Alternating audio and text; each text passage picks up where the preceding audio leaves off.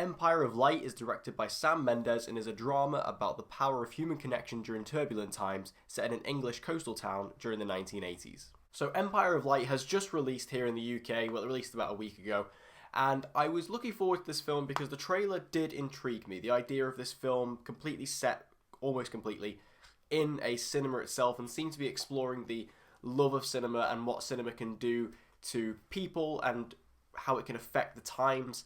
It just seemed like a very intriguing film, particularly as a film lover myself. And on top of that, the fact you've got Sam Mendes directing, Roger Deakins doing the cinematography, all that combined just sounded like a good recipe for a good movie. So now I've actually seen it. I think Empire of Light is a very, very strong film. Maybe not necessarily the absolute incredible Oscar contender that perhaps maybe some people were speculating, but it's still a very good film nonetheless. First off, I want to talk about a couple of the performances in the film. Most notably, we have Olivia Colman in the lead role. And Olivia Colman is just, once again, phenomenal in this movie, proving that she is one of the best talents we have working today. I just love Olivia Colman. I have done for years. You know, one of my all-time favourite shows is Peep Show, which is kind of where she came from.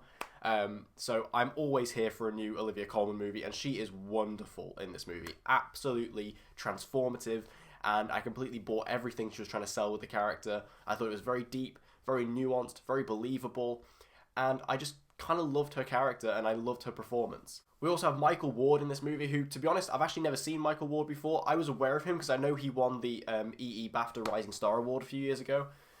So I was aware of him. I know he did that film Blue Story, that's what he won it for, but I'd never seen Blue Story. The trailer just never really appealed to me.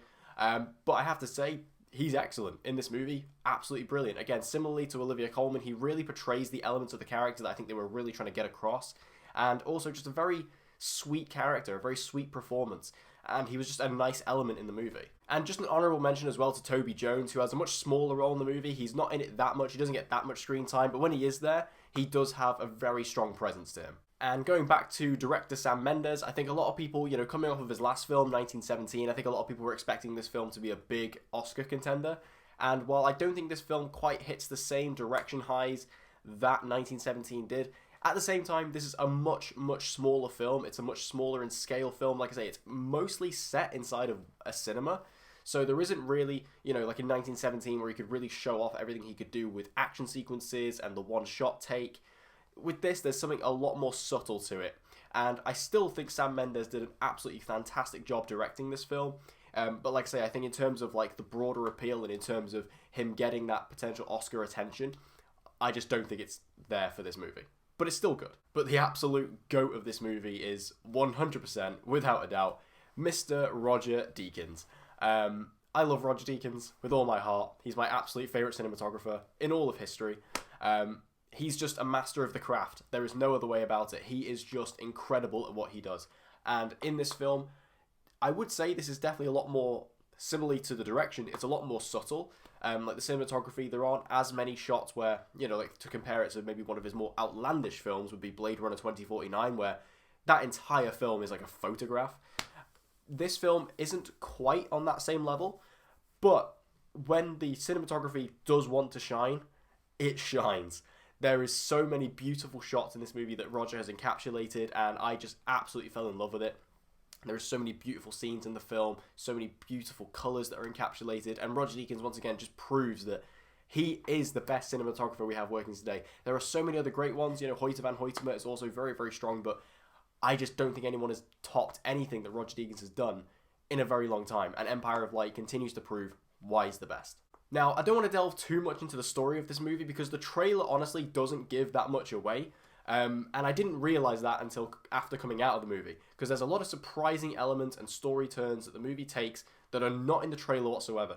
So I'm not going to talk about that because I think that is probably the best way to experience it, but what I will say is that expect some other storylines that perhaps the trailer doesn't hint towards, because there is other plot threads and character threads that the movie goes down that I just completely wasn't expecting, but it handles them very, very well. It does add a lot more emotion to the film. It's a lot more sad than I was expecting it to be.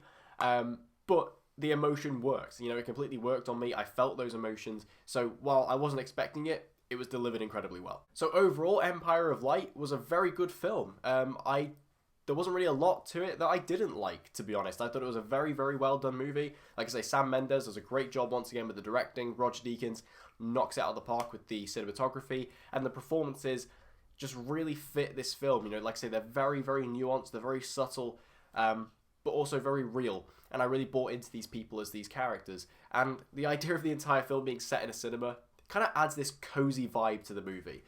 Despite the fact that the film is dealing with a lot of big issues, the fact that it kind of adds this cinema backdrop to it makes it feel comfortable, makes it feel cozy, and kind of makes it feel like it's not too difficult to tackle these big topics, which I think is a good way to do it. And I think that was a smart decision, and you really felt the love for cinema coming through this movie as well. So overall, Empire of Light, great film. I would recommend you watch it. Like I say, I don't think this is going to be an Oscar contender like 1917, but it doesn't need to be. This film is great on its own. I highly recommend you check it out, and make sure you let me know your thoughts on the movie if you have seen it in the comment section down below. So thank you guys for checking out my review of Empire of Light. If you want to see more movie reviews like this, make sure you subscribe and hit that notification bell so you don't miss any uploads from me.